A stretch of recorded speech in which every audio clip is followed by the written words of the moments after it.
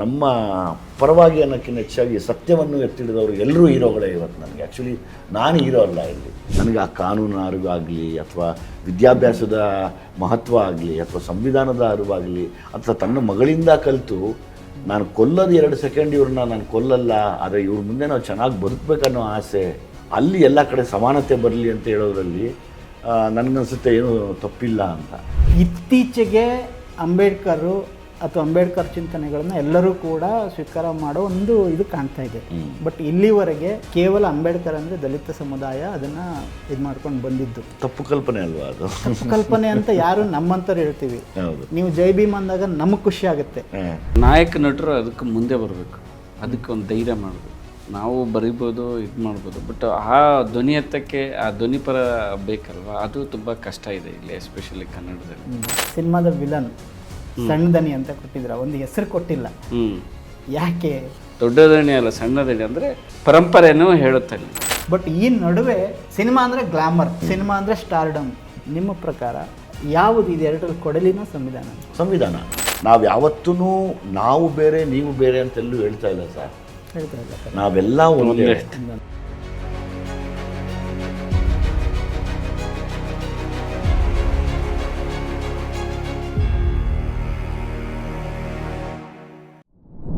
ಆತ್ಮೀಯ ಕನ್ನಡ ಪ್ಲಾನೆಟ್ ವೀಕ್ಷಕರಿಗೆ ನಮಸ್ಕಾರ.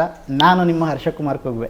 ಇವತ್ತು ನಮ್ಮ ಲ್ಯಾಂಡ್ ಲಾರ್ಡ್ ತಂಡದ ಜೊತೆಗೆ ನಾವೊಂದು ವಿಶೇಷ ಮಾತುಕತೆ ಇಟ್ಕೊಂಡಿದ್ದೀವಿ. ನಿಮಗೆಲ್ಲ ಗೊತ್ತೇ ಇದೆ, ಬಹುಶಃ ಎಟ್ ಪ್ರೆಸೆಂಟು ಭಾಳ ದೊಡ್ಡ ಸೌಂಡ್ ಮಾಡ್ತಾ ಇದೆ ಲ್ಯಾಂಡ್ ಲಾರ್ಡ್ ಕರ್ನಾಟಕದಲ್ಲಿ. ಬರೀ ಸಿನಿಮಾ ಮಾತ್ರ ಅಲ್ಲ, ಸಿನಿಮಾದ ಆಚೆಗೆ ಕೂಡ ಇದ್ರ ಚರ್ಚೆಗಳು ನಡೀತಾ ಇದೆ. ಹಾಗಾಗಿ ಇದರ ವಿಶೇಷತೆ ಬಗ್ಗೆ ಮತ್ತು ಈ ಸಿನಿಮಾದ ಒಟ್ಟಾರೆ ಮೇಕಿಂಗ್ ಪ್ರಾಸೆಸ್ ಬಗ್ಗೆ ಒಂದಷ್ಟು ವಿಷಯಗಳನ್ನು ತಿಳ್ಕೊಳ್ಳೋಣ. ನಮ್ಮ ಜೊತೆಗೆ ಸಿನಿಮಾದ ನಿರ್ದೇಶಕರಾದ ಜಡೇಶ್ ಕೆ ಹಂಪಿ ಇದ್ದಾರೆ. ಹಾಗೆಯೇ ನಮ್ಮೆಲ್ಲರ ಪ್ರೀತಿಯ ಮಾಸ್ ಹೀರೋ ಸ್ಯಾಂಡಲ್ವುಡ್ ಸಲಗ ವಿಜಯ್ ಸರ್ ಇದ್ದಾರೆ. ಸೊ ಸರ್, ಈ ಒಂದು ಮಾತುಕತೆಗೆ ನಿಮಗೆ ಸ್ವಾಗತ. Thank you. ವಿಜಯ್ ಸರ್, ಮೊದಲನೇ ಪ್ರಶ್ನೆ, ಈಗ ಏನು ಒಂದು ಮಾತು ಬರ್ತಾ ಇದೆ ಅಂತ ಹೇಳಿದರೆ, ಈ ಸಿನಿಮಾ ಬಂದು ಆದ ಒಂದು ವಾರದ ನಂತರದಲ್ಲಿ ಇದು ಲ್ಯಾಂಡ್ ಲಾರ್ಡ್ ಅಂತ ಇರೋ ಸಿನಿಮಾ, ಇದೊಂದು ಲ್ಯಾಂಡ್ ಮಾರ್ಕ್ ಸಿನಿಮಾ ಅಂತ ಹೇಳ್ತಾ ಇದ್ದಾರೆ. ಸೊ ಈ ರೀತಿಯ ಒಂದು ರಿಮಾರ್ಕ್ಸು ಪಬ್ಲಿಕ್ಕಿಂದ ಬರ್ತಾ ಇರಲಿಕ್ಕೆ ಕಾರಣ ಏನು ಅನಿಸುತ್ತೆ ಸರ್ ನಿಮಗೆ ಈ ಸಿನಿಮಾ?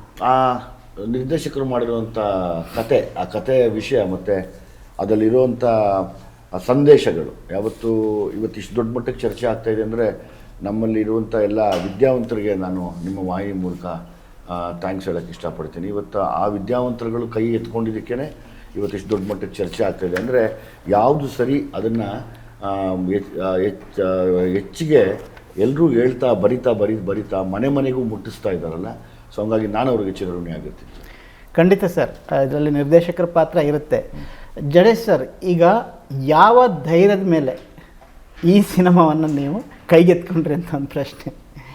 ನನಗೆ ಧೈರ್ಯಗಿಂತ ಇನ್ನೋಸೆನ್ಸ್. ನನಗೆ ಇದ್ರದ್ದು ಅಷ್ಟು ಪೊಲಿಟಿಕಲ್ ಗೊತ್ತಿಲ್ಲ ನನಗೆ. ಸಂವಿಧಾನ ಹೇಳಕ್ಕೆ ಧೈರ್ಯ ಯಾಕಬೇಕು ಒಂದು ಅಂದರೆ ಇಂಥ ಒಂದು ಯಾಕೆ ನಾನು ನಿಮ್ಮ ಮಾತು ಕೇಳಿದೆ ಅಂತಂದರೆ, ಈಗ ನೀವು ಆಲ್ರೆಡಿ ನಿಮ್ಗೆ ಎಕ್ಸ್ಪೀರಿಯನ್ಸ್ ಇತ್ತು, ಬೇರೆ ಬೇರೆ ಗುರು ಶಿಷ್ಯರು ಮಾಡಿದ್ರಿ, ಆಮೇಲೆ ಕಾಟೇರದಲ್ಲಿ ಕೆಲಸ ಮಾಡಿದ್ರಿ.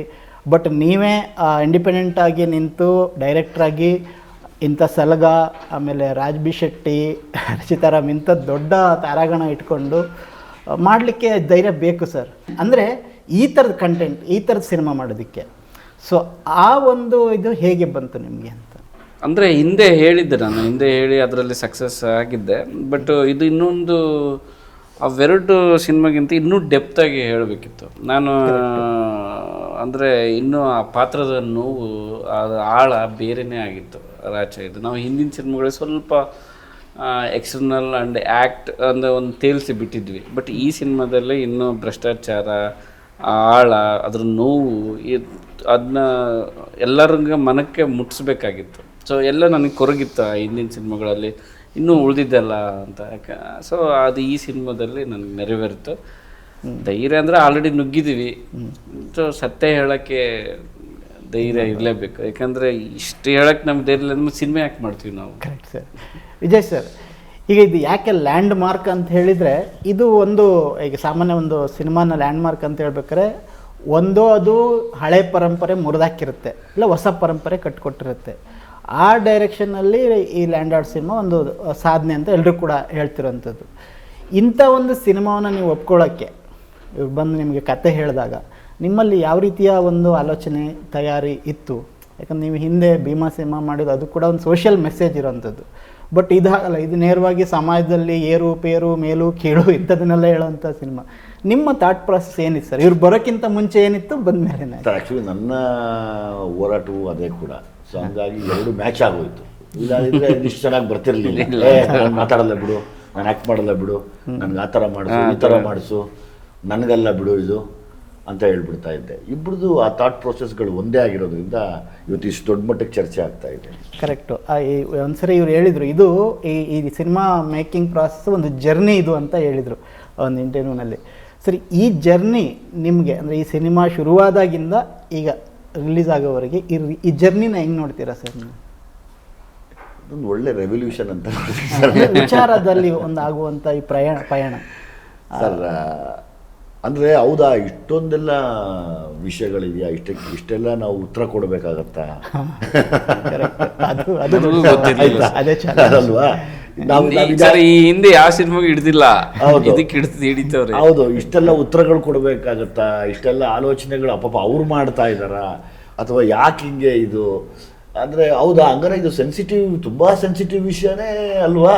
ಸರಿ, ಹಂಗಾರೆ ಒಳ್ಳೆ ಸೆನ್ಸಿಟಿವ್ ವಿಷಯ ನಾವು ಹೇಳಿದ್ದೀವಿ. ಅಂದರೆ ಯಾರನ್ನೂ ವಿರೋಧ ಮಾಡ್ಕೊಡೋದಿರ, ಇದೆಲ್ಲೋ ಒಂದು ಕಡೆ ಅಕ್ಷರದ ಜ್ಞಾನ ಇರಲಿ ಅಂತ ಯಾವಾಗಲೂ ಮಾತಾಡ್ತಾ ಇದ್ದೀವಿ. ಹೌದು, ಎಲ್ಲ ಸುಮಾರು ಹೆಣ್ಮಕ್ಳಿಗೆ ಅನ್ಯಾಯ ಆಗಿರೋಂಥ ನಮ್ಮ ಯಾವ ಪದ್ಧತಿನಪ್ಪ, ಅದು ನಮ್ಮ ದೇವದಾಸಿ ಪದ್ಧತಿ ಬಗ್ಗೆ ಮಾತಾಡ್ತಾ ಇದ್ದೀವಿ. ಅವೇನು ತಿರ್ಗಾ ಸಮಾನತೆ ಬಗ್ಗೆ ಮಾತಾಡ್ತೀವಿ, ಹೆಣ್ಣು ಮಕ್ಕಳ ಅವರ ಅಭಿವೃದ್ಧಿ ಬಗ್ಗೆ ಮಾತಾಡ್ತೀವಿ. ಇದೆಲ್ಲ ನೋಡಿದಾಗ ಅನ್ನಿಸ್ತು, ಓ ಕರೆಕ್ಟಾಗಿ ಹೇಳಿದೀವಿ ನಾವು. Correct sir.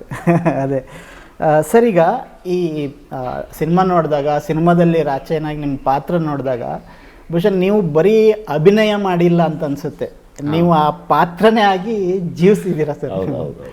ಅಷ್ಟೊಂದು ತುಡಿತ ಅದು ಹೇಗೆ ವ್ಯಕ್ತ ಆಯಿತು ಸರ್? ಈಗ ಒಂದು ಯಾವಾಗಲೂ ಏನಾಗುತ್ತೆ, ಈಗ ನಾನೊಬ್ಬ ನಟನಾಗಿ ಯೋಚನೆ ಮಾಡಿದಾಗ ನನ್ನ ಕೈಯಲ್ಲಿ ಆದಷ್ಟು ಆ ಪಾತ್ರದ ನೋವುಗಳೇನು ಅಂತ ತಿಳ್ಕೊಬೇಕಾಗತ್ತೆ.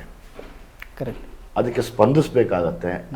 ಅದು ನಿಜವಾದ ಹೀರೋಯಿಸಮ್ ಅಂತ ನನಗನ್ಸುತ್ತೆ. ಅಂದರೆ ಯಾವತ್ತು ನಾವು ಜನಪ್ರತಿನಿಧಿ ಆಗಲಿ ಅಥವಾ ಒಬ್ಬ ನಾಯಕ ಆಗಲಿ ಅಂತ ಯಾವಾಗ ಕರಿತೀವಿ ಅಂದರೆ, ಎಲ್ಲರ ನೋವುಗಳಿಗೆ ಸ್ಪಂದಿಸುವಂಥ ಒಬ್ಬ ವ್ಯಕ್ತಿ ನಿಂತಾಗ ಆ ಹೊಣೆ ಅವ್ರ ಮೇಲೆ ಹೊರಿಸಿರ್ತಾರೆ, ನಂದು ದಯವಿಟ್ಟು ಮಾತಾಡು ಅಂತ. ಅದು ಪ್ರತಿಯೊಬ್ಬರ ಹಕ್ಕು ಕೂಡ, ಪ್ರತಿಯೊಬ್ಬ ಪ್ರಜೆಯ ನೋವು ಕೂಡ ಇದೆ ಅಂದಾಗ ನಾವು ಅದನ್ನು ಒಳಗಿಳಿದು ಮಾಡಬೇಕಾಗತ್ತೆ. ಆಮೇಲೆ ನಾವು ಚಿಕ್ಕ ವಯಸ್ಸಿಂದ ತುಂಬ ನೋಡಿದ್ದೀವಿ, ಈಗಲೂ ನೋಡ್ತಾ ಬಂದಿದ್ದೀವಿ. ಈಗಲೂ ಸುಮಾರು ಕಡೆ ಆ ಥರದ ವಿರೋಧಗಳು, ಅನ್ಯಾಯಗಳು ನಡೀತಾ ಇದೆ. ನಾವಿಲ್ಲಿ ನೀವು ಹಿಂಗೆ ಮಾಡ್ತಾ ಇದ್ದೀರಾ ಅಂತ ಹೇಳೋದಕ್ಕಿಂತ ಹೆಚ್ಚಾಗಿ ನಮ್ಮವರೇ ಒಂದ್ಸತಿ ಹಿಂಗೆ ಮಾಡಿಬಿಡ್ತಾರಲ್ಲ ಅಂತ ನಾವು ಅವ್ರಿಗೂ ಹೇಳ್ತೀವಿ. ಕರೆಕ್ಟ್ ಸರ್, ನಿಜ ಸರ್. ನಾವು ನಿಮ್ಮ ಅಭಿನಯನ ಅಥವಾ ನಿಮ್ಮ ನಟನೆನ ನೀವು ದುನಿಯಾ ಸಿನಿಮಾದಲ್ಲಿ ಒಬ್ಬ ಸ್ಲಮ್ ಹುಡುಗ ಅದಾಗಿಂದನೂ ನೋಡ್ಕೊಂಡು ಬರ್ತಾ ಇದ್ದೀವಿ. ಆ ಒಂದು ಅಂದರೆ ಆ ಒಳಗಡೆ ಇರೋವಂಥ ತುಡಿತ, ನೋವು ಮಿಂಗಲ್ಲಾಗಿ ಒಂದು ಕಲೆ ಮೂಲಕ ಬಂದಾಗ ಏನಾಗುತ್ತೋ ಅದು ಆಗಿದೆ ಅಂತ ಟೋಟಲ್ ಆಗಿ ನಿಮ್ಮ ಇದರಲ್ಲಿ. ಜಡೇಶ್ ಸರ್, ಈಗ ನೀವು ವಿಜಯ್ ಅವರನ್ನು, ರಾಜ್ ಬಿ ಶೆಟ್ಟಿ ಅವರನ್ನು ಅಥವಾ ರಚಿತಾ ರಾಮು ಈ ಒಂದು ಇದನ್ನೇ ಪರ್ಟಿಕ್ಯುಲರ್ ಈ ವ್ಯಕ್ತಿಗಳನ್ನ ಯಾಕೆ ಆಯ್ಕೆ ಮಾಡ್ಕೊಂಡ್ರಿ ನಿಮ್ಮ ಕತೆಗೆ? ಇಲ್ಲ, ಇದು ವಿಜಯ್ ಸರ್ ಬಿಟ್ಟರೆ ಯಾರು ಮಾಡೋಕ್ಕಾಗಲ್ಲ. ನಿಮಗೆ ಯಾಕೆ ಅನ್ನಿಸ್ತು ನಿಮಗೆ ಹಾಗೆ? ಯಾಕಂದರೆ ಬರೀ ಅಲ್ಲೂ ನಡೆಸಿದ್ರೆ ಆಗಲ್ಲ, ಆ ಸಿದ್ಧಾಂತನ ಅಕ್ಸೆಪ್ಟ್ ಮಾಡಬೇಕಾಗುತ್ತೆ. ಅಂದರೆ ಆ ಸಿದ್ಧಾಂತನ ಅವ್ರ ನಂಬಿಕೆ ಇರಬೇಕಾಗುತ್ತೆ, ಅವಾಗ ಆ ಪಾತ್ರಗಳು ಜೀವಂತವಾಗ್ತವೆ. ಬರೀ ಆ್ಯಕ್ಟಿಂಗ್ ಮಾತ್ರ ಆಗಲ್ಲ. ಅದು ಕಂಟೆಂಟ್ ಕೂಡ, ಕಂಟೆಂಟ್ ನಾವು ಏನು ವಿಚಾರ ಹೇಳಕ್ ಹೋಗ್ತೀನಿ ಅವ್ರ ಜೀವನದಲ್ಲೇ ಅದು ಅಳವಡಿಸ್ಕೊಂಡಿದ್ರೆ ಮಾತ್ರ ಅಲ್ಲಿ ಇದಾಗುತ್ತೆ. ಸೊ ವಿಜಯ್ ಸರ್ ಜೀವನ ಅಂಥ ಬದುಕನ್ನು ನಾವು ತುಂಬ ಎಕ್ಸ್ಪೀರಿಯನ್ಸನ್ನು ಶೇರ್ ಮಾಡಿದ್ದಾರೆ, ಅಂಥ ಬದುಕನ್ನು ಅವರು ಅನುಭವಿಸಿದ್ದಾರೆ, ನೋಡಿದ್ದಾರೆ. ಸೊ ಅದು ಅವ್ರ ಕಲ್ಪನೆಗೆ ಮೀರಿ ಅದು ಇದು ಮಾಡಿದಾಗ ನಮಗೆ ಆ ಥರದ್ದು ಕಾಣಿಸೋಕ್ಕೆ, ಮತ್ತು ಅವ್ರು ಬಿಟ್ಟರೆ ಯಾರೂ ಸೂಕ್ತ ಆಗಲ್ಲ. ಸರ್, ಈಗ ನೀವು ಈ ಸಿನಿಮಾದಲ್ಲಿ ಎಲ್ಲರಿಗೂ ಹೆಸರು ಕೊಟ್ಟಿದ್ದೀರಾ ಒಂದೊಂದು, ಆದರೆ ಸಿನಿಮಾದ ವಿಲನ್ ಸಣ್ಣ ದನಿ ಅಂತ ಕೊಟ್ಟಿದ್ದೀರಾ, ಒಂದು ಹೆಸರು ಕೊಟ್ಟಿಲ್ಲ. ಯಾಕೆ? ಅದೇ ಫಸ್ಟ್ ಹೆಸರು ಬರೆಯೋಣ ಅಂತ ಹೋದೆ. ಸೊ ಎಲ್ಲ ವರ್ಗ ಒಂದು ಹೆಸರು, ಇವತ್ತು ಹೆಸರು ವರ್ಗಗಳನ್ನ ಜಾತಿಗಳನ್ನ ಮಾಡೋದ್ರಿಂದ ಎಲ್ಲರೂ ಇದ್ದಾರೆ ಇದರಲ್ಲಿ, ಯಾರಿಗಂತ ನಾನು ಪರ್ಟಿಕ್ಯುಲರ್ ಹೇಳಿ. ಸೊ ಯೋಚನೆ ಮಾಡಿದೆ, ಸರಿ ನಾವು ಸಣ್ಣ ದಣಿ ಅಂತಲೇ ಅದನ್ನ ಕ್ಯಾರಿ ಮಾಡೋಣ. ಸ್ವಲ್ಪ ತುಂಬ ಕಷ್ಟಪಟ್ಟಿವಿ ನಾವು ಆ ಸಣ್ಣ ದಣಿ ಅಂತಾನೆ. ಮತ್ತು ಸಣ್ಣ ದಣಿ ಅನ್ನೋದ್ರಲ್ಲೇ ಇಲ್ಲ, ದೊಡ್ಡ ದಣಿ ಅಲ್ಲ, ಸಣ್ಣ ದಣಿ ಅಂದರೆ ಪರಂಪರೆನೂ ಹೇಳುತ್ತಲ್ಲಿ. ಕರೆಕ್ಟ್. ಅಂದರೆ ದೊಡ್ಡ ದಣಿ ಒಬ್ಬ ಇದ್ದ, ಅದಾದ್ಮೇಲೆ ಬೇರೆ ಯಾರು ಬಂದಿಲ್ಲ, ಸಣ್ಣ ದಣಿ, ಮತ್ತು ಹೆಸರು ಕೂಡ ಇಲ್ಲ, ಬೇರೆ ಎಲ್ಲ.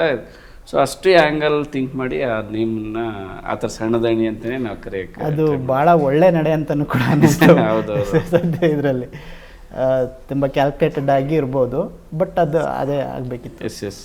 ವಿಜಯ್ ಸರ್, ಈಗ ಈ ಸಿನಿಮಾದಲ್ಲಿ ನೀವು ಒಂದು ಬೇರೆ ಬೇರೆ ಹಂತದಲ್ಲಿ ಕೆಲವು ಡೈಲಾಗ್ ಬರುತ್ತೆ. ಈಗ ಇದು ಕರಿಯ ಅಲ್ಲ, ಚೋಮ ಅಲ್ಲ, ಅಥವಾ ಗುತ್ತಿ ಅಲ್ಲ, ಕೊಡ್ಲಿ ರಾಚಯ್ಯ ಅನ್ನೋದೊಂದು. ಆ ನಂತರದಲ್ಲಿ ನೆಕ್ಸ್ಟ್ ಹಂತದಲ್ಲಿ ಸಂಧಾನ ಮಾತ್ರ ಅಲ್ಲ, ಇದು ಸಂವಿಧಾನ ಅಂತ ಹೇಳ್ಬೇಕಾರೆ ಇದು ಒಟ್ಟಾರೆ ಸಮಾಜದಲ್ಲಿ ಒಂದು ಹಂತನೂ ಕೂಡ ಹೇಳ್ತಾ ಹೋಗುತ್ತೆ. ಅಂದರೆ ಮೊದಲನೇ ಡೈಲಾಗ್ ಹೊಡೆದಾಗ ಈ ಚೋಮ ಇರ್ಬೋದು, ಕರಿಯ, ಗುತ್ತಿ ಎಲ್ಲ ಶಿವಕೃಷ್ಣನ ಹಂಗೆ ಅನುಭವಿಸ್ಕೊಂಡು ಹೋದರು. ಅದು ನೆಕ್ಸ್ಟ್ ಬಂದಾಗ ಅವರು ಹೋರಾಟಕ್ಕೆ ಇಳಿತಾರೆ. ಹೋರಾಟಕ್ಕೆ ಇಳಿದಾಗ ಸಂಧಾನ ಅನ್ನೋದೊಂದು ಬರುತ್ತೆ, ಆದರೆ ಸಂಧಾನ ಅಲ್ಲ ಸಂವಿಧಾನ ಅಂತ. ಈ ಒಂದು ಮೆಸೇಜ್ನ ನೀವು ಕೊಟ್ಟು ಈ ಸಿನಿಮಾ ಕೊಡುತ್ತಲ್ಲ, ಇದಕ್ಕೆ ಈಗ ಬರ್ತಾ ಇರ್ತಕ್ಕಂಥ ರೆಸ್ಪಾನ್ಸ್ ನೋಡಿ ನಿಮಗೆ ಅನ್ನಿಸ್ತದೆ ಸರ್? ಯಾವಾಗಲೂ ನೀವು ಯಾವುದೇ ವಿಷಯಕ್ಕೆ ಅಂದರೆ ಹೋರಾಟಕ್ಕೆ ಅಥವಾ ಒಂದು ಚೇಂಜ್ ಮಾಡೋಕ್ಕೆ ಹೋದರೆ ಪರ ವಿರೋಧ ಇರಲೇಬೇಕು. ಅದಿದ್ದಾಗಲೇ ಚಂದ. ಈಗ ಅವಾಗ ನಾವೇನೋ ಮಾಡಿದ್ದೀವಿ ಅಂತ ನಂಗೆ ಅನಿಸುತ್ತೆ. ಅವಾಗ ವಿರೋಧಕ್ಕೆ ಯಾವತ್ತು ನಾವು ಅಡ್ಡ ಬಂದಿಲ್ಲ, ಯಾಕಂದರೆ ಅಲ್ಲಿ ಸಮಾನತೆ ಮತ್ತೆ ಸಾರ್ತಾ ಇದ್ದೀವಿ ನಾವು. ವಿರೋಧಕ್ಕೂ ಸಮಾನತೆ ಇದೆ, ಪರಕ್ಕೂ ಸಮಾನತೆ ಇದೆ.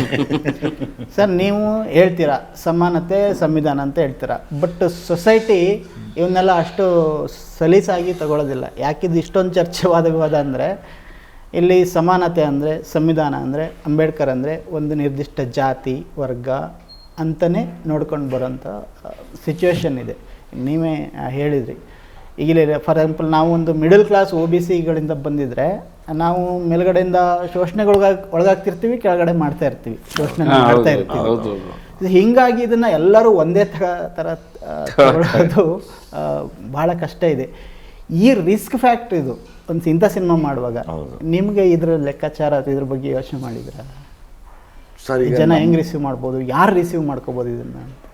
ಸರ್, ಈಗ ಎಲ್ಲ ರಿಸೀವ್ ಮಾಡಿದ್ದಾರೆ. ಆ ರಿಸೀವ್ ಮಾಡಿರೋದೇ ನಮಗೆ ದೊಡ್ಡ ವಿಷಯ. ಈಗ ಅದಕ್ಕೆ ವಿರೋಧವಾಗಿ ಕೆಲವರು ಮಾತಾಡ್ತಾ ಇದ್ದಾರೆ, ಅದು ಕೂಡ ದೊಡ್ಡ ವಿಷಯನೇ. ಈ ಎರಡೂ ವಿಷಯಗಳ ಮಧ್ಯೆ ಎಲ್ಲರೂ ಬಂದು ನೋಡ್ತಾ ಇದ್ದಾರಲ್ಲ, ಅದು ಎಲ್ಲದಕ್ಕಿಂತ ದೊಡ್ಡ ವಿಷಯ. ಹಂಗೆ ನಾವೆಲ್ರಿಗೂ ಗೌರವ ನೀಡೋಣ. ನೀವು ವಿರೋಧ ಮಾಡ್ತಾ ಇದ್ದಾರೆ ಅಂದರೆ ಸರ್, ಯಾಕೆ ವಿರೋಧ ಬರಬೇಕು ಇಂಥ ಸಿನಿಮಾಕ್ಕೆ? ಯಾಕೆ ವಿರೋಧ ಅದೇ ಯಾಕೆ ವಿರೋಧ ಮಾಡ್ತಾ ಇದ್ದೀರಾ ನಂದು ಪ್ರಶ್ನೆ. ಅದೇನೆ, ಯಾಕೆ ವಿರೋಧ ಮಾಡ್ತಾ ಇದ್ದೀರಾ, ಯಾಕೆ ಇದಕ್ಕೆ ವಿರೋಧ ವ್ಯಕ್ತಪಡಿಸಿ ನಿಂತಿದ್ದೀರಾ? ಸಂತೋಷ ಆಯಿತು ಹಂಗಾದರೆ ಬಿಡಿ. ನಮ್ಮವರು, ತುಳಿತಕ್ಕೊಳಗಾದವರು, ಎಲ್ಲ ಸಮುದಾಯದಲ್ಲಿ ನೊಂದವರು ಎಲ್ಲರೂ ನೋಡಿದ್ರೆ ನಮ್ಗೆ ಅಷ್ಟೇ ಸಂತೋಷ, ಇನ್ನೇನಿಲ್ಲ. ಈಗ ನಾವು ಯಾರನ್ನೂ ಎಲ್ಲರೂ ಒಪ್ಸೋಕ್ಕಾಗಲ್ಲ ಯಾವತ್ತೂ.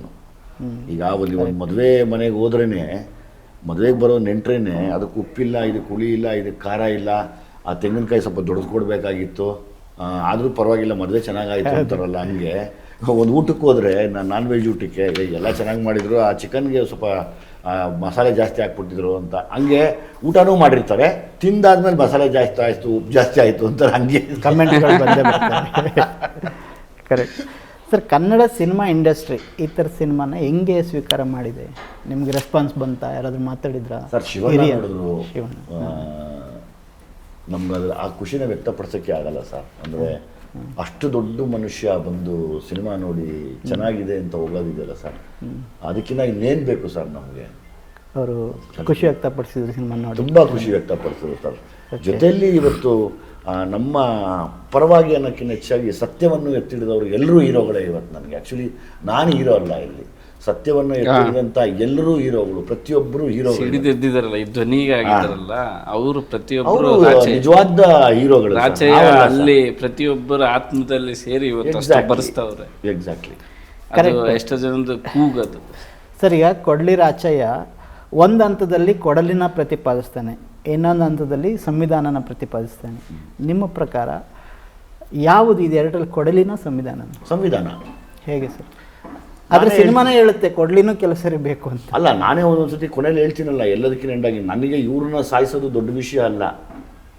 ಫೈನಲ್ ಆಗಿ ಆದರೆ ನಾವು ಹಳ್ಳಿಗೂ ಸಮಾನತೆಯ ಸಂವಿಧಾನ ಬರಬೇಕು ಅಂತ ಹೇಳ್ತೀವಿ. ಹಂಗನ್ಬಿಟ್ಟು ಯಾರನ್ನೂ ಹೊಡೀರಿ ಕೊಚ್ಚಿರಿ ಅಂತ ಹೇಳ್ತಾ ಇಲ್ಲ. ಅಂದರೆ ನಥಿಂಗ್ ಬಟ್ ಎಲ್ಲರೂ ಎಜುಕೇಟೆಡ್ಸ್ ಆಗಿ ಅಂತ.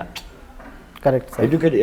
ಎಜುಕೇಟೆಡ್ ಆಗೋದಕ್ಕೆ ಮೋಟಿವೇಟ್ ಮಾಡ್ತಾ ಇದೀವಿ ಹೊರತು ಅದನ್ನ ವಿರೋಧ ಪಡಿಸ್ತೀರಾ, ನಾವೇನ್ ಮಾಡೋಕ್ಕಾಗತ್ತೆ ಸರ್? ಈಗ ಎಜುಕೇಶನ್ ನಿಮಗೆ ಬೇಡವಾ? ರಾಚಯ್ಯ ತಾನಾಗಿ ಕೊಡ್ಲಿ ಹಿಡಿದು ಯಾರ ಮೇಲೆ ಹೋಗಲ್ಲ.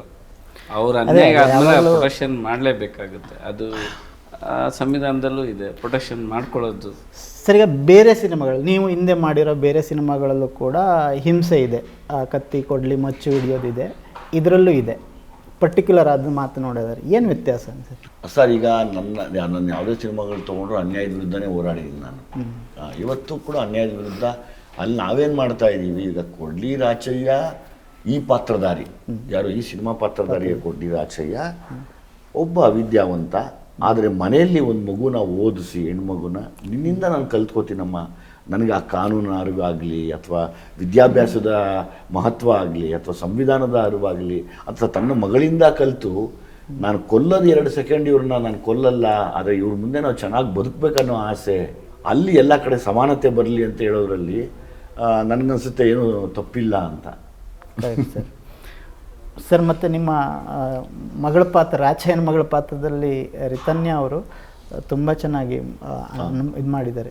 ಅವರನ್ನು ನೀವು ಆಯ್ಕೆ ಮಾಡ್ಕೋಬೇಕಾದ್ರೆ ಅವ್ರು ಅಷ್ಟು ಚೆನ್ನಾಗಿ ಆ್ಯಕ್ಟಿಂಗ್ ಮಾಡ್ಬೋದು ಅಂತ ಇತ್ತಾ ಅಥವಾ ಯಾವ ಪೂರ್ವ ತಯಾರಿ ಇತ್ತು, ಆ ತಯಾರಿ ಮೂಲಕ ಕರ್ಕೊಂಡ್ಬಂದಿರೋದು?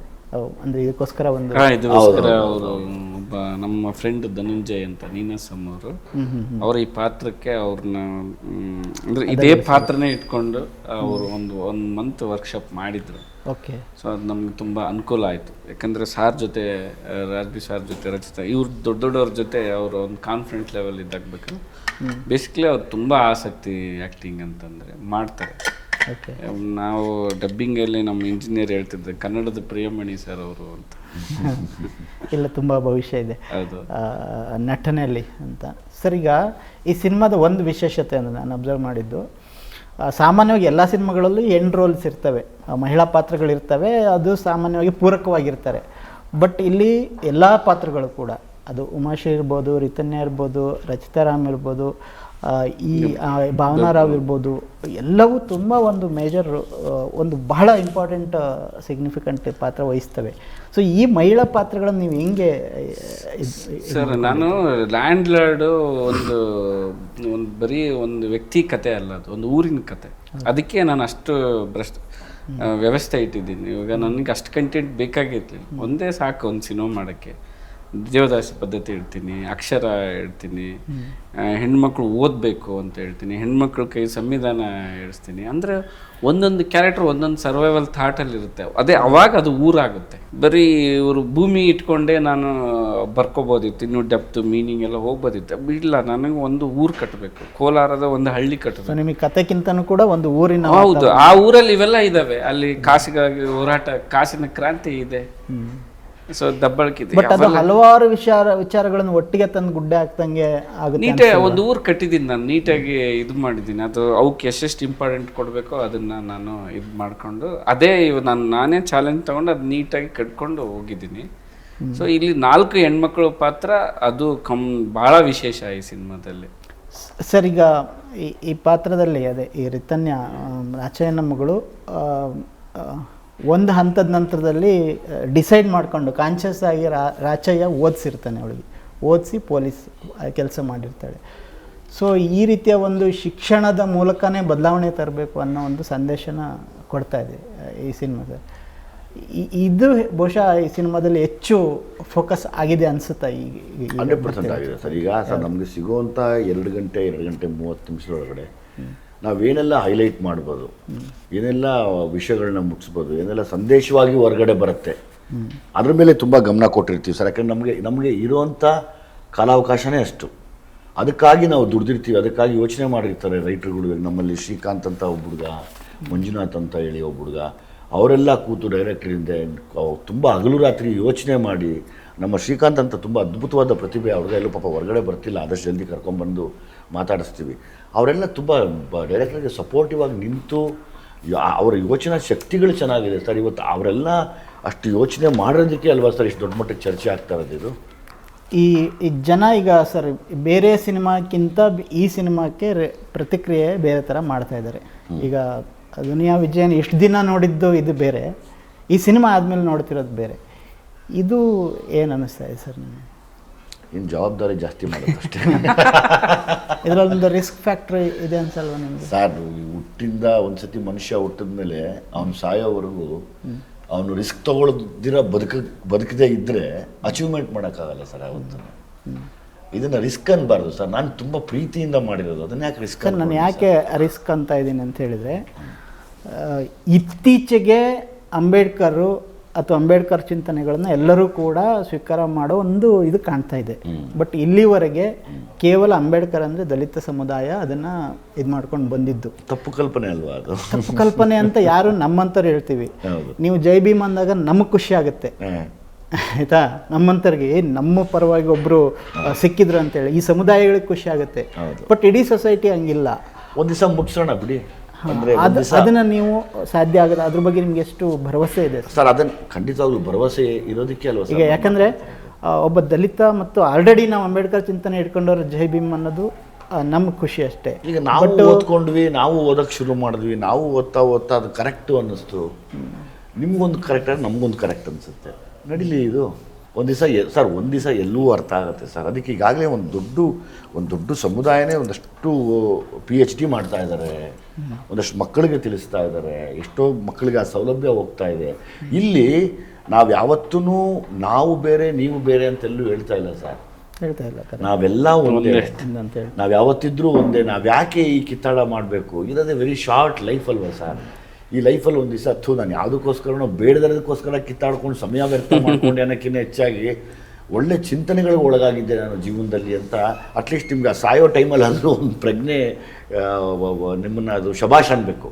ಅದು ನಿಮ್ಮನ್ನು ಕಾಡಬಾರ್ದು. ಈಗ ನಾನು ಹೇಳೋದು, ಅಧ್ಯಯನ ಮಾಡೋದ್ರಲ್ಲಿ ತಪ್ಪೇನು? ತಪ್ಪಿಲ್ಲ ಅಲ್ವಾ? ಮಾಡಿ, ಅಧ್ಯಯನ ಮಾಡಿ. ಈಗ ನಾವು ಶುರು ಮಾಡಿದ್ದೀವಿ, ನಾನು ಕೂಡ ಒಬ್ಬ ಮೇಷ್ಟ್ರನ್ನ ಇಟ್ಕೊಂಡೆಲ್ಲ ಕೇಳಕ್ಕೆ ಶುರು ಮಾಡಿದ್ದೀನಿ. ಈಗ ದಿನೇ ನಾನು ಡೈಲಿ 1 hour ಅದಕ್ಕೆ ಅಂತ ಸ್ಪೆಂಡ್ ಮಾಡ್ತೀನಿ. ಈಗ ಅಷ್ಟು ದೊಡ್ಡ ಜವಾಬ್ದಾರಿ ನನ್ನ ತಲೆ ಮೇಲೆ. ಈ ಸಿನಿಮಾ ಅಷ್ಟು ಆ ರೀತಿಯಲ್ಲಿ ನಮ್ಮನ್ನ ತಿಳ್ಕೊಳಂಗೆ ಮಾಡಿದೆ. ಅಂದರೆ ಲೈಕ್ ಸರ್, ಎಲ್ಲವನ್ನೂ ನಾವು ತಿಳ್ಕೊಳ್ಳೋದೇ ಹೋದರೆ ನಾವು ಯಾಕೆ ಏನೂ ಗೊತ್ತಿಲ್ದಿರೋ ಒಂದು ನಿರ್ಧಾರಕ್ಕೆ ನಿಲ್ಲಬೇಕು? ಎಲ್ಲವನ್ನೂ ತಿಳ್ಕೊಳ್ಳೋಣ ಅಲ್ವರಾ? ಇಲ್ಲಿರೋದೇ ತಿಳ್ಕೊಳ್ಳೋಕ್ಕೆ. ಸುಮ್ಮನೆ ನೀನು ತಪ್ಪು ನಾನು ತಪ್ಪು ಅನ್ನೋಕ್ಕಿಲ್ಲ. ತಪ್ಪು ಅಂತ ಯಾಕೆ ಅದನ್ನು ಒರೆಸ್ಬೇಕು? ನನಗೇನು ಅದು ಕೆಲವು ಕಡೆ ಎಜುಕೇಷನಲ್ಲಿ ನಾವಿನ್ನ ವೀಕ್ ಆಗಿದ್ದೀವಿ ಅಂತ ಅನಿಸುತ್ತೆ. ಇಲ್ಲೇ ಗೊತ್ತಾಗುತ್ತೆ. ಸರ್, ಈಗ ಸಿನಿಮಾ ಅಂತಂದರೆ ಸಾಮಾನ್ಯ ಜನ ಎಂಟರ್ಟೈನ್ಮೆಂಟ್ ಅಂತಲೇ ಅಂದ್ಕೊಳ್ಳೋದು. ಏನೋ ಒಂದು 3 hour ಖುಷಿ ಪಡಬೇಕು ಒಳಗಡೆ ಅಂಥೇಳಿ. ಅಂಥ ಟೈಮಲ್ಲಿ ನಾವು ಈ ವಿಚಾರಗಳನ್ನು ಕಂಟೆಂಟ್ ಅಂತ ಹಾಕ್ತೀವಿ. ಅದನ್ನು ಎಷ್ಟು ಜನ ಕೆಲವು ಸಿನಿಮಾಗಳು ಬೇರೆ ಬೇರೆ ಕಾರಣಕ್ಕೆ ಇದಾಗ್ಬೋದು. ಬಟ್ ತುಂಬ ವಿಚಾರಗಳು ಹೋದಾಗ ಅದು ಆ ವಿಚಾರದ ಕಾರಣಕ್ಕೇ ಅದು ಇನ್ನೂ ಸರಿ ಅಂತ ಇದಿರುತ್ತೆ. ನೀವು ಈ ಒಂದು ವಿಷಯನ ಹೇಗೆ ಇದು ಮಾಡಿಕೊಂಡ್ರಿ, ಅಥವಾ ಹೇಗೆ ಎರಡನ್ನು ಸೇರ್ಸೋಕ್ಕೆ ಇದು ಮಾಡಿದ್ರಿ? ಅದು ನನ್ನ ಪ್ರಕಾರ ತುಂಬ ಈಸಿ ಅನ್ಕೋತೀನಿ. ಅಂದರೆ ಈ ಸಿನಿಮಾದಲ್ಲಿ ಸಾಂಗ್ಸ್ ಇರಬೇಕು, ಆ್ಯಕ್ಷನ್ಸ್ ಇರಬೇಕು, ಕಾಮಿಡಿ ಇರಬೇಕು. ನಾವು ಅದರೆಲ್ಲ ಸುತ್ತಮುತ್ತ ಇಲ್ಲಿ ಹೆಂಡತಿ ಜೊತೆ ಕಾಮಿಡಿ ಮಾಡ್ತಾರೆ, ಕಾಸ್ಗೋಸ್ಕರ ಆ್ಯಕ್ಷನ್ ಮಾಡ್ತಾರೆ. ಅದಕ್ಕಿಂತ ಪ್ರತ್ಯೇಕ ಕಾಸ್ ಕಂಟೆಂಟ್ ಆಗಿರುತ್ತೆ ಅಷ್ಟೇ. ಅವನು ಹೋರಾಡೋ ಕಾಸ್ ಕಂಟೆಂಟ್ ಆಗಿರುತ್ತೆ, ಯಾವುದೋ ಒಂದು ಸಣ್ಣ ಶೋಕಿಗಿರಲ್ಲ ಅಷ್ಟೇ. ನಮಸ್ತೆ ಸರ್, ಈ ಥರದ ಸಿನಿಮಾಗಳು ಇಷ್ಟು ದಿವಸ ಯಾಕೆ ಸುದ್ದಿ ಆಗಲಿಲ್ಲ ಅಥವಾ ಯಾಕೆ ಬರಲಿಲ್ಲ ಅಂತ ನಿಮ್ಮ ಇದು ಕನ್ನಡ ಇಂಡಸ್ಟ್ರಿ ಒಳಗಡೆ ಬಂದೇ ಇಲ್ಲ ಅಂತ ನಾನು ಹೇಳಲ್ಲ. ಫಾರ್ ಎಕ್ಸಾಂಪಲ್, ಇದೇ ಕಂಟೆಂಟ್ ಇಟ್ಕೊಂಡು ರೀಸೆಂಟ್ 2 ವರ್ಷದಿಂದ ಪಾಲಾರ್ ಬಂತು, ಮೊನ್ನೆ ಬುಲಿಕಟ್ ಅಂತ ಒಂದು ಸಿನಿಮಾ ಬಂತು. ಈ ಥರದವು ಪ್ರಯತ್ನಗಳು ಆಗ್ತಿದ್ದಾವೆ. ಬಟ್ ದೊಡ್ಡ ಮಟ್ಟಕ್ಕೆ ಆಗ್ತಾ ಇಲ್ಲ. ಅದರಲ್ಲಿರೋ ಕೊರತೆ ಏನನ್ನು ನೀವು ಗುರುತಿಸಿದ್ರಿ? ನೀವು ಯಾವ ರೀತಿ ಅದನ್ನು ಮೀರ್ಲಿಕ್ಕೆ ಪ್ರಯತ್ನ ಪಟ್ಟಿದ್ರಿ ನಿಮ್ಮ ಸಿನಿಮಾಗಳು? ಅಂದರೆ ಧ್ವನಿ ಎತ್ತಕ್ಕೆ ನಮಗೆ ನೋಡಿ, ನಮ್ಮ ವಿಜಯ್ ಸರ್ ಓಕೆ ಮಾಡಿದ್ದಕ್ಕೆ ಅದು ಆಯಿತು. ಬೇರೆಯವರು ಅದು ಒಪ್ಕೋತಾರಿಲ್ಲ ನನಗೆ ಗೊತ್ತಿಲ್ಲ. ಅಂದರೆ ನಾಯಕ ನಟರು ಅದಕ್ಕೆ ಮುಂದೆ ಬರಬೇಕು, ಅದಕ್ಕೆ ಒಂದು ಧೈರ್ಯ ಮಾಡಬೇಕು. ನಾವು ಬರಿಬೋದು, ಇದು ಮಾಡ್ಬೋದು, ಬಟ್ ಆ ಧ್ವನಿ ಎತ್ತಕ್ಕೆ ಆ ಧ್ವನಿ ಪರ ಬೇಕಲ್ವ, ಅದು ತುಂಬ ಕಷ್ಟ ಇದೆ ಇಲ್ಲಿ, ಎಸ್ಪೆಷಲಿ ಕನ್ನಡದಲ್ಲಿ. ಆಮೇಲೆ ಬರವಣಿಗೆನೂ ಸಹ ತುಂಬ ಕಷ್ಟ ಇದೆ. ಮತ್ತು ಈ ಶೋಷಿತರ ವರ್ಗದ ಬಗ್ಗೆ ಚಳುವಳಿಗಳು ಬೇರೆ ರಾಜ್ಯದಲ್ಲಿ ಆದಷ್ಟು ನಮ್ಮ ಕನ್ನಡದಲ್ಲಿ ಇಲ್ಲ. ಸೊ ನಾವು ಹಾಗೇ ಕೂತಿದ್ವಿ. ಇವಾಗ ಆ್ಯಕ್ಚುಲಿ ದೊಡ್ಡ ಚಳುವಳಿ ಇದೇ ಸಿನಿಮಾ ಆಗೋಗಿದೆ, ಇದೇ ಒಂದು ದೊಡ್ಡ ಚಳುವಳಿ ಆಗಿದೆ. ಸೊ ಈ ಪ್ರಯತ್ನಗಳು ನಿರಂತರ ಆದಾಗ ಇನ್ನು ಇವು ಸೆಟಲ್ಡ್ ಆಗಿ ಚೆನ್ನಾಗಿ ಆಗುತ್ತೆ ಅನ್ನೋದು ನಂದು. ಕರೆಕ್ಟು. ವಿಜಯ್ ಸರ್, ಈಗ ಹಿಂದೆ ರಾಜ್ಕುಮಾರ್ ಒಂದು ಸಂಪತ್ತಿಗೆ ಸವಾಲಂತ ಒಂದು ತಂದರು. ಅದು ಆವತ್ತಿನ ಕಾಲಕ್ಕೆ ಭಾಳ ದೊಡ್ಡ ಕ್ರಾಂತಿ ಮಾಡಿದ್ದ ಸಿನಿಮಾ. ಯಾಕಂದರೆ ನೇರವಾಗಿ ವರ್ಗವನ್ನು ಇದು ಮಾಡೋಂಥದ್ದು. ಆ ಥರದ ಬಹುಶಃ ಕೆಲವು ಆವಾಗ ಬಂದಿರ್ಬೋದು. ಆದರೆ ಈ ನಡುವೆ ಸಿನಿಮಾ ಅನ್ನೋದು ಅಂತಹ ಯಾವುದಾದ್ರು ಗಂಭೀರ ವಿಷಯ ಹೇಳಿದರೆ ಅದು ಸಕ್ಸಸ್ ಆಗಲ್ಲ ಅನ್ನೋ ಒಂದು ಗ್ರಾಮರು ಹುಟ್ಟಾಕ್ಬಿಟ್ಟಿತ್ತು. ಅದು ಸಿನಿಮಾ ಇಂಡಸ್ಟ್ರಿನೇ ಹುಟ್ಟಾಕಿತ್ತು. ಸಿನಿಮಾ ಗಂಭೀರ ವಿಷಯಗಳನ್ನು, ಜನರ ಸಮಸ್ಯೆ ವಿಷಯಗಳನ್ನು, ಸೊಸೈಟಿ ಬಗ್ಗೆ ಅವೇರ್ನೆಸ್ ಕೊಡೋವಂಥ ವಿಷಯಗಳನ್ನು, ಅದು ರಾಜ್ಕುಮಾರ್ ವಿಷಯದ ಕಾಲದಲ್ಲಿ ಇತ್ತು. ಶಂಕರ್ನಾಗ್ ಅಂತ ಸಿನಿಮಾಗಳನ್ನು ಮಾಡಿದರು ಸುಮಾರು ವಿಷಯ ಇದರಲ್ಲಿ. ಬಟ್ ಈ ನಡುವೆ ಸಿನಿಮಾ ಅಂದರೆ ಗ್ಲಾಮರ್, ಸಿನಿಮಾ ಅಂದರೆ ಸ್ಟಾರ್ಡಮ್, ಸಿನಿಮಾ ಅಂದರೆ ಹೀಗೆ, ಅಥವಾ ಒಬ್ಬ ಹೀರೋ ಇರ್ತಾನಂತ ಹೇಳಿದ್ರೆ ಹೀರೋ ವರ್ಷಿಪ್ಪು, ಇದೇ ಸಿನಿಮಾ ಅನ್ನೋದು ಆಗಿಬಿಟ್ಟಿದೆ ಕಳೆದ ಒಂದು 15-20-25 ವರ್ಷದಲ್ಲಿ. ನೀವು ಸಿನಿಮಾನ ಹೆಂಗೆ ನೋಡ್ತೀರಾ ಸರ್? ಸಿನಿಮಾ ನನಗೆ ನೀವು 2 ಥರ ಸಿನಿಮಾಗಳಲ್ಲೂ ಮಾಡಿದ್ದೀರಾ ನೀವು. ನಾನು ಸಿನಿಮಾನ ಒಂದು ಜವಾಬ್ದಾರಿ ಥರ ನೋಡ್ತೀನಿ ಸರ್. ನಾನು ಏನು ಜವಾಬ್ದಾರಿಯುತವಾಗಿ ಹೇಳ್ತೀನಿ, ಅದರಲ್ಲಿ ಎಷ್ಟು ಎಂಟರ್ಟೈನ್ ಮಾಡ್ತೀನಿ ಅಂದರೆ ಈ ವಿಷಯಗಳನ್ನು ಹೇಳಿ ಜೊತೆಗೆ ಅವ್ರನ್ನ ಎಷ್ಟು ಎಂಟರ್ಟೈನ್ ಮಾಡ್ತೀನಿ ಅಂದರೆ ಅದಕ್ಕೆ ವಾಸ್ತವಕ್ಕೆ ಸೆಟ್ ಆಗುವಂಥ, ಆ ಸಬ್ಜೆಕ್ಟ್ಗೆ ಸೆಟ್ ಆಗುವಂಥ ನಾನು ಎಷ್ಟು ಅವ್ರನ್ನ ನಗಿಸಿ ವಿಷಯಗಳನ್ನು ಮುಟ್ಟಿಸ್ತೀನಿ ಅನ್ನೋದು ನಾನು ಯಾವಾಗಲೂ ಅದ್ರ ಬಗ್ಗೆ ಯೋಚನೆ ಮಾಡ್ತಾನೆ ಇರ್ತೀನಿ. ಯಾವಾಗಲೂ ಡೈರೆಕ್ಟ್ರಿಗೆ ಹೇಳ್ತಾನೆ ಇರ್ತೀನಿ, ಇದನ್ನು ನಾವೇನು ಹ್ಯೂಮರ್ ಮಾಡಿ ಹೇಳೋಣ, ಇದನ್ನೆಷ್ಟು ಸೀರಿಯಸ್ ಆಗಿ ಹೇಳೋಣ ಅನ್ನೋದು. ನಮಗೆ ಎಲ್ಲರೂ ಕೊಟ್ಟಿರುವಂಥ ಒಂದು ಅವಕಾಶ, ನೀವು ತೆರೆ ಮೇಲೆ ಬನ್ನಿ, ನಾವು ನಿಮ್ಮನ್ನು ನೋಡ್ತೀವಿ ಅಂತ. ಕರೆಕ್ಟ್. ನನ್ನ ಸಾಕ್ತಾ ಇರೋ ಜನಗಳು ಯಾವತ್ತೂ ನೀವು ತೆರೆ ಮೇಲೆ ಬಂದು ನಮಗೇನ ಹೇಳಿ ಅಂತ. ಸರಿ, ಅಲ್ಲಿ ನಾನು ನಗಿಸಿ ಅವರಿಗೆ ವಿಷಯವನ್ನು ಮುಟ್ಟಿಸೋದು ನನ್ನ ಜವಾಬ್ದಾರಿ. ಸೊ ಹಾಗಾಗಿ ನನ್ನ ಸಿನಿಮಾ ನನಗೆ ಎಲ್ಲರೂ ಕೊಟ್ಟಿರೋ ಒಂದು ಕೆಲಸ, ಆ ಕೆಲಸದ ಥರ ನೋಡ್ತೀನಿ ಯಾವಾಗಲೂ. ನಾನು ಎಷ್ಟು ದುಡಿಬೋದು, ಎಷ್ಟು ಶ್ರಮಿಸಿ ನಾನು ನಿಂತ್ಕೋಬೋದು, ಎಷ್ಟು ಶ್ರದ್ಧೆಯಿಂದ ಇರ್ಬೋದು ಅನ್ನೋದನ್ನ ಯಾವಾಗಲೂ ಯೋಚನೆ ಮಾಡ್ತಾ ಇರ್ತೀನಿ. ಸೊ ನೀವು ಒಂದು ಬೇಸಿಕಲಿ ಒಬ್ಬ ಸಿನಿಮಾ ನೋಡೋನಿಗೆ ಖುಷಿ ಪಡಿಸ್ಬೇಕು ಆ ಸಿನಿಮಾ, ಹಾಗೇ ಒಂದು ವಿಷಯವನ್ನು ಹೇಳಬೇಕು, ವಿಚಾರವನ್ನು ಹೇಳಬೇಕು ಅಂತ ಇದು ಮಾಡ್ತೀರ. ಜಡೇಶ್ ಸರ್, ಈಗ ಈ ಸಿನಿಮಾ ಲ್ಯಾಂಡ್ಲಾರ್ಡ್ ಸಿನಿಮಾ ದಿನೇ ದಿನೇ ಹೆಚ್ಚು ಜನರನ್ನ ಆಕರ್ಷಣೆ ಮಾಡ್ತಾ ಇದೆ, ಥಿಯೇಟ್ರಿಗೆ ಜಾಸ್ತಿ ಜನ ಬರ್ತಾ ಇದ್ದಾರೆ ನಾವು ಗಮನಿಸ್ತಾ ಇರೋ ಹಾಗೆ. ಇದರ ಸೋಲು ಅಥವಾ ಗೆಲುವು ಒಟ್ಟಾರೆ ಕನ್ನಡ ಸಿನಿಮಾ ಇಂಡಸ್ಟ್ರಿ ಮೇಲೆ ಏನು ಪರಿಣಾಮ ಬೀರಬಹುದು ಅಂತ? ಇದರದ್ದು ಹೌದು, ತುಂಬ ಪರಿಣಾಮ ಇದೆ ಇದರದ ಸೋಲು ಗೆಲುವು. 2 ವಿಷಯದಲ್ಲಿ, ಒಂದು ಇದಕ್ಕೆ ಹಣಕಾಸು, ಮತ್ತೊಂದು ಹಾಕೋ ವಿಷಯದಲ್ಲಿ ಅಥವಾ ಲಾಭ ನಷ್ಟ ವಿಷಯದಲ್ಲಿ, ಇನ್ನೊಂದು ವೈಚಾರಿಕವಾಗಿ ಯಾವ ಥರದ? ವೈಚಾರಿಕವಾಗಿ ಗೆದ್ದಿದೆ, ಆರ್ಥಿಕವಾಗಿ ಗೆಲುವಿನತ್ತ ಸಾಕ್ತಾ ಇದೆ ಅಷ್ಟೇ. ಬಟ್ ನಾನು ಅದಕ್ಕೋಸ್ಕರ ಅದನ್ನ ಅಷ್ಟು ಸೂಕ್ಷ್ಮವಾಗಿ, ಯಾಕಂದರೆ ಈ ಥರ ಸಿನಿಮಾಗಳು ಸೋತು ಬಿಟ್ಟರೆ ಪ್ರಯತ್ನವನ್ನು ನಿಲ್ಲಲ್ಲ ಅಂತಲೇ ನಾವು ಅಷ್ಟು ಎಂಟರ್ಟೈನ್ಮೆಂಟ್ ಇಟ್ಕೊಂಡೇ ಹೋಗಿರೋದು. ಅಂದರೆ ಫ್ಯಾನ್ಸಿಗೆ, ಅಭಿಮಾನಿಗಳಿಗೆ ಏನು ಒಂದು ಕೊರತೆ ಇಲ್ದಂಗೆ ಆ ಒಂದು ಹ್ಯೂಮರ್ ಆ್ಯಂಡ್ ಆ್ಯಕ್ಷನ್ ಇಟ್ಕೊಂಡೇ ನಾವು ಈ ವಿಚಾರನ ಹೇಳಿದ್ವಿ. ನೆಕ್ಸ್ಟ್ ಹೇಳ್ಬೇಕಾದ್ರೆ ಇದನ್ನೇ ಬೋಧನೆ ಆಗಬಾರ್ದು, ಒಂದು ವಿಚಾರಗಳನ್ನ ಇಟ್ಕೊಂಡು ಹೇಳೋದು ಮುಖ್ಯ. ಸಿನಿಮಾ ಮನೋರಂಜನೆ ಜೊತೆ ಇವೆಲ್ಲ ಆ್ಯಡ್ ಮಾಡಬೇಕು, ವಿಚಾರದ ಜೊತೆ ಮನೋರಂಜನೆ ಆಗಬಾರ್ದು. ಓಕೆ, ಈಗ ಇಬ್ಬರಿಗೂ ಒಂದು, ಈಗ ನೀವು ಈ ಥರದ ಒಂದು ಬಿಗ್ ಬಜೆಟ್ ಸಿನಿಮಾ, ಇದು ಹೆಚ್ಚು ಜನನ ರೀಚೋ ದೃಷ್ಟಿಯಿಂದ, ಇದ್ರ ಜೊತೆಗೆ ಸರ್ ಸಿನಿಮಾದಲ್ಲಿ ಸಣ್ಣ ಸಣ್ಣ ಪ್ರಯತ್ನಗಳು ದೊಡ್ಡ ಮಟ್ಟಕ್ಕೆ ಸಕ್ಸಸ್ ಆಗದೆ ಇದ್ದರೂ ಕೆಲವು ತುಂಬ ಗುರುತಿಸ್ಬೋದಾದಂಥ ಸಿನಿಮಾಗಳು ತಳ ಸಮುದಾಯದ ನಿರ್ದೇಶಕರಿಂದನೇ ಬರ್ತಾ ಇದ್ದಾವೆ. ಫಾರ್ ಎಕ್ಸಾಂಪಲ್ ಕೋವಿಡ್ ಟೈಮಲ್ಲಿ ನಮ್ಮ ಇವನು ಗೋನು ಯಾರು ಫೋಟೋ ಬಂತು. ಈಗ ನಮ್ಮ ರೇವೂರು ಅನಿಲ್ ನಮ್ಸಾಲಿ ಅಂತಂದಿದ್ದಾರೆ.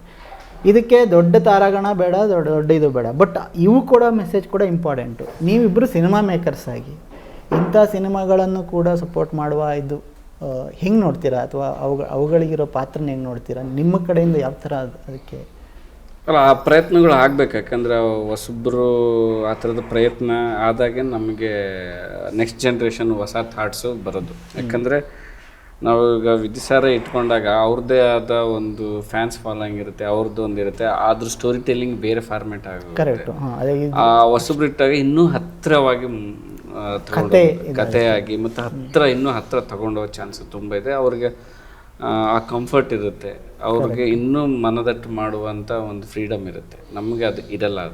ಅದು ಸೊ ಅದರಲ್ಲಿ ನಾವು ಫೋರ್ಸಬಲಿ ಏನೋ ಮಾಡ್ತಾ ಇರ್ತೀವಿ, ಅವ್ರಿಗೆ ಇನ್ನೂ ಅನುಕೂಲ ಅದು. ಬಟ್ ಅದನ್ನು ತಗೊಳ್ಳೋವಂಥ ಮನಸ್ಥಿತಿ ಆಡಿಯನ್ಸ್ ಬೆಳಿಬೇಕು.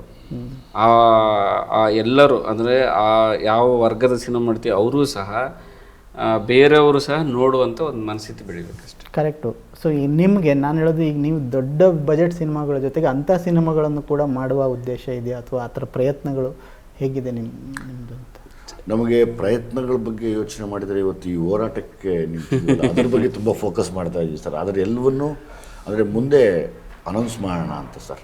ಫಸ್ಟು ನಾವೇನು ನೀವೆಲ್ಲ ಪಾಪ ಬಂದು ತಮ್ಮ ಅಮೂಲ್ಯವಾದ ಸಮಯ ನಮಗಿಟ್ಟು ಏನು ನಮ್ಮ ಜೊತೆ ತಾವೆಲ್ಲ ದನಿಗೂಡಿಸ್ತಾ ಇದ್ದೀರಾ, ಇದೆಲ್ಲ ಮನೆಗಳಲ್ಲೂ ಮುಟ್ಲಿ ಅನ್ನೋ ಆಸೆ ಸರ್ ನಮಗೆ. ಹಂಗಾಗಿ ಮುಂದೆ ಏನು ಯೋಚನೆ ಮಾಡ್ತಿಲ್ಲ ನಾವು ಈಗ ಜಾಸ್ತಿ ಸದ್ಯಕ್ಕೆ ಹೌದು ಸರ್, ಹೌದು ಅನ್ನೋದು. ಅಂದರೆ ಈಗ ಒಂದು ಸಂವಿಧಾನ ಅಂತ ಅಂದಾಗ ಇವೆಲ್ಲವೂ ಚರ್ಚೆಗಳು ಬರ್ತಾ ಇದ್ದಾವೆ, ಎಲ್ಲವೂ ಆಗ್ತಾ ಇದ್ದಾವೆ ಅದನ್ನು. ಸೊ ನೀವು ಈ ಉಳಿದ ವಿಷಯಗಳಿಗೆ ಹೆಂಗೆ ರೆಸ್ಪಾಂಡ್ ಮಾಡ್ತೀರೋ ಅನ್ನೋದನ್ನ ಸಮಾಜ ನೋಡುತ್ತಲ್ಲ. ಇದಾಗಲಿ ಸರ್, ಇದಾಗಿದ್ದ ಕೂಡಲೇ ಎಲ್ಲ ಮಾತಾಡ್ತಿರ್ತೀವಿ. ಖಂಡಿತ. ವಿಜಯ್ ಸರ್ ಮತ್ತು ಜಡೇಶ್ ಸರ್, ಹಲವಾರು ವಿಚಾರಗಳನ್ನು ನೀವು ಈ ಸಿನಿಮಾ ಸಂಬಂಧಪಟ್ಟಂಗೆ ಸಿನಿಮಾ ಹಿನ್ನೆಲೆಯಲ್ಲಿ ಹಂಚ್ಕೊಂಡ್ರಿ. ನಿಜಕ್ಕೂ ನಾವೆಲ್ಲ ಕೂಡ ಈ ಸಿನಿಮಾ ನೋಡಿದ ಫಸ್ಟ್ ದಿನವೇ ನೋಡಿದ್ದು, ನೋಡಿದಾಗಿ ನಾನು ಕೂಡ ಈ ಸಿನಿಮಾದ ಪರವಾಗಿ ಪ್ರಮೋಟ್ ಕೂಡ ಮಾಡ್ತಾ ಇದ್ದೀವಿ. ಅದು ನಮ್ಮ ಕೆಲಸ ಕೂಡ. ನೀವು ಸಿನಿಮಾ ಮಾಡೋದು ನಿಮ್ಮ ಕೆಲಸ, ನಾವು ಜರ್ನಲಿಸ್ಟ್ಗಳಾಗಿ ಇಂಥ ಸಿನಿಮಾಗಳನ್ನು ಪ್ರಮೋಟ್ ಮಾಡೋದು ನಮ್ಮ ಕೆಲಸ. ಸೊ ಆ ಜವಾಬ್ದಾರಿ ನಾವು ಮಾಡ್ತಾ ಇದ್ದೀವಿ. ಇದು ಗೆಲ್ಲಬೇಕು, ಹಲವಾರು ಕಾರಣಗಳಿಗೆ ಗೆಲ್ಲಿಸಬೇಕು. ಖಂಡಿತ ಸರ್, ಆ ಪ್ರಯತ್ನ ಮಾಡೋಣ ಅಂತ ಹೇಳ್ತಾ ಧನ್ಯವಾದಗಳು ಈ ಸಮಯಕ್ಕೆ.